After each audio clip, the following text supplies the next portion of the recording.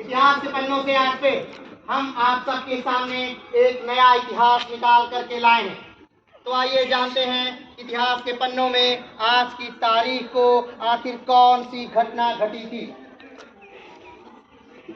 11 दिसंबर 1946 में आज के ही दिन डॉक्टर राजेंद्र सभा को भारतीय संविधान सभा का अस्थायी अध्यक्ष चुना गया था।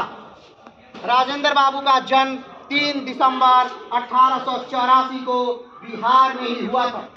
इनकी मृत्यु 28 फरवरी 1963 को हुई थी। अगर राजेंद्र बाबू के बारे में हम विस्तार से बात करें तो ये जानने को मिलता है कि राजेंद्र बाबू एक स्वतंत्रता संग्राम सेनानी थे। स्वतंत्रता संग्राम सेनानी होने के साथ साथ वो एक विद्वान भी थे, एक साहित्यकार भी थे और देश की आज़ादी के बाद भारत के पहले राष्ट्रपति भी थे। और आज तक के राष्ट्रपतियों में एक गौरव सिर्फ राजेंद्र बाबू को प्राप्त है कि वो भारत के 2 बार राष्ट्रपति रह चुके थे। आज तक कोई भी राष्ट्रपति लगातार 2 कार्यकाल तक नहीं रहा, लेकिन राजेंद्र बाबू ने ये गौरव हासिल किया था।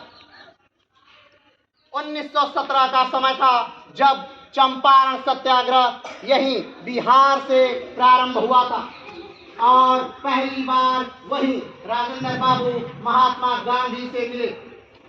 और ये वही समय था चंपारण सत्याग्रह का जब राजेंद्र बाबू इस स्वतंत्रता संग्राम में कूदे और उसके बाद से उन्होंने गांधी और कांग्रेस का साथ कभी भी नहीं छोड़ा।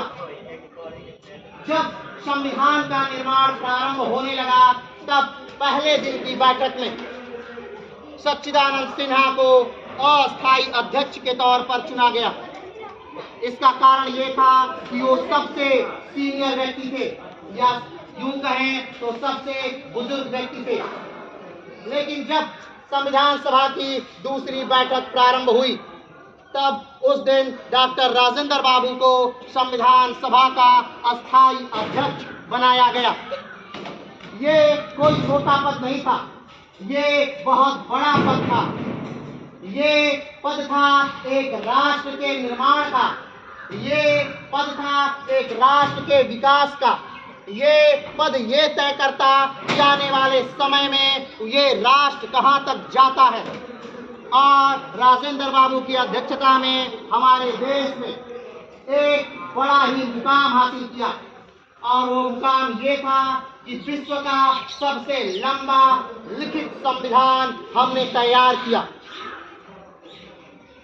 जब 2 वर्ष 11 माह 18 दिन के बाद संविधान सभा ने संविधान को तैयार कर दिया तब अंतिम में राजेंद्र बाबू का अध्यक्षीय भाषण था जिसमें उन्होंने सबका हृदय मोह लिया। तो ये थे हमारे राजेंद्र बाबू जो एक बेहतर दार्शनिक, एक बेहतर लेखक, बेहतर साहित्यकार, एक स्वतंत्रता संग्राम सेनानी और एक बेहतरीन वकील होने के साथ साथ भारत के पहले राष्ट्रपति भी थे। तो इतिहास के पन्नों से आज के लिए इतना ही। फिर मिलेंगे एक नए इतिहास के साथ, तब तक के लिए जय हिंद।